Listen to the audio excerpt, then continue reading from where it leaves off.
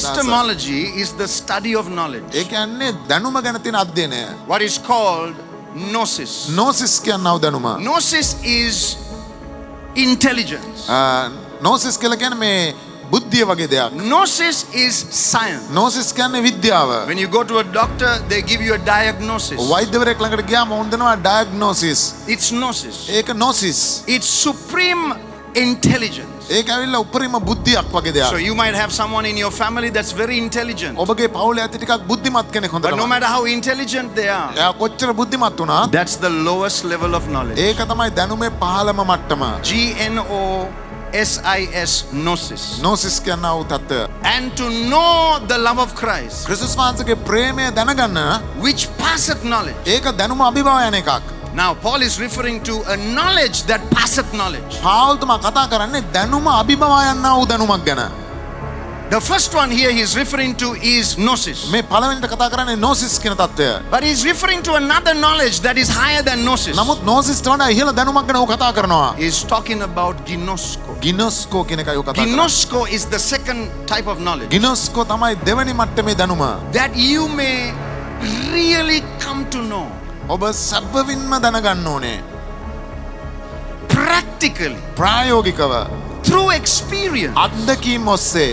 So that's the second type of knowledge. අන්න දෙවෙනි විදියේ දැනුම. Experiential knowledge. අත්දැකීමෙන් එන්නා වූ දැනුම. Ginosko means I am experiencing. ගිනොස්කෝ කියලා කියන්නේ මම ඒක අත්දකිනවා කියන When එක. you experience it, three things happen. ඔබ ඒක අත්දකිනකොට කාරණා තුනක් සිද්ධ වෙනවා. You can certify it ඔබට සහතික කරන්න පුළුවන් of being true. සත්‍ය පිළිබඳව. Number two, දෙවෙනි එක. you are acquainted with it. ඔබ ඒකත් එක්ක හොඳට සන්නද්ධ වෙනවා වගේ දෙයක් වෙනවා. Number two, දෙවෙනි එක.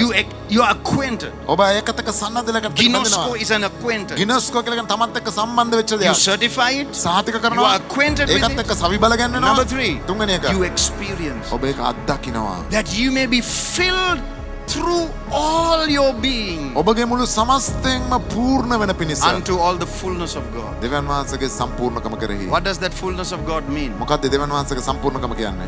Let's read it. කියමු මේක. That ye may have the richest measure of the divine presence and become a body wholly filled and flooded with God himself.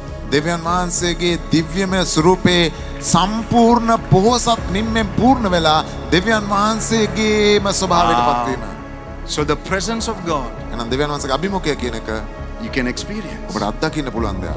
Now you got to get to the next level නෑ ඔබ ඊළඟ මට්ටමට යන්න ඕනේ. where you are now experiencing a different world. ඔබ දැන් වෙන ලෝකයක් අත්දකින්න ඕනේ. So the love of Christ is not charity. ක්‍රිස්තුස් වහන්සේගේ ප්‍රේමය කියන එක සුබ සාධන සේවය වගේ දෙයක් නෙවෙයි. It is simply සරලවම කිව්වොත් the highest dimension of the presence of God. දෙවියන් වහන්සේගේ අභිමුඛයේ ඉහළම තලයට තමයි ප්‍රේමය When කියන්නේ. you experience it, ඔබ ඒක අත්දැක්කාම your entire being is taken over. ඔයාගේ මුළු සමස්තය මේකයට ඇතුල් වෙනවා. ඉබේටම සුවේ. Amen. Automatically will be ඉබේටම සඵල වෙනවා. ප්‍රත්ස කියලා. automatically will be prosperous. Glory to God. Hallelujah.